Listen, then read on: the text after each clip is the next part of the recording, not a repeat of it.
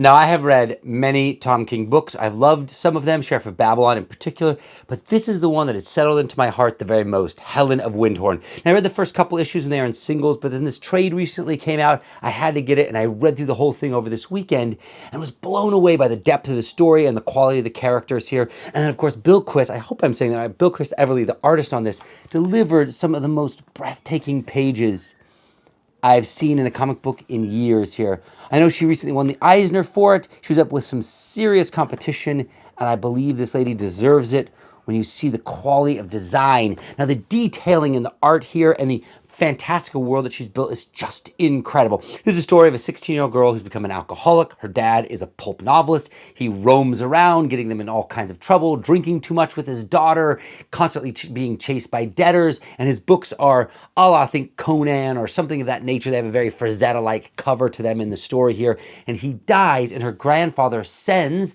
a woman to help bring this girl back out of alcoholism and to the estate at Wyndhorn, which is a beautiful, magical estate, something like the Secret Garden, where a child is pulled out of the dregs of poverty into this fantastical, affluent world.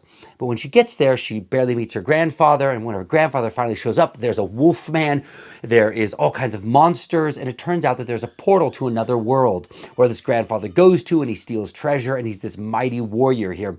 But he struggled with his relationship with his son. And this girl, Helen, is now dealing with her alcoholism, trying to cope with the fact that she was raised terribly and had no mother. And in this other world, she's also fighting monsters and demons, but she's also fighting the monsters and demons inside herself and giving herself purpose.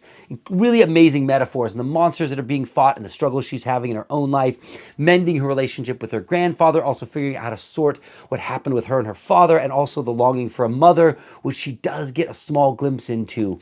This is a heartfelt story, is emotionally moving, and has all of the action and adventure you could wish for in a comic book. One unique thing about it is you see this Frazetta-like cover here, is that the chapter breaks have these sort of the covers of her father's novels, and they're these beautiful spreads that Bill Quist does. This is my single favorite image of Helen. She looks like a real badass here. This is her fully armored up, which is cool. It's ornamental. The detail that Bill Quist does is crazy. But this like sort of rugged, bloody version of her is my favorite. Can't recommend this one enough here. It reads like a fantastic novel, and you find yourself sucked away just like you were on a Sunday morning reading a book in the rain.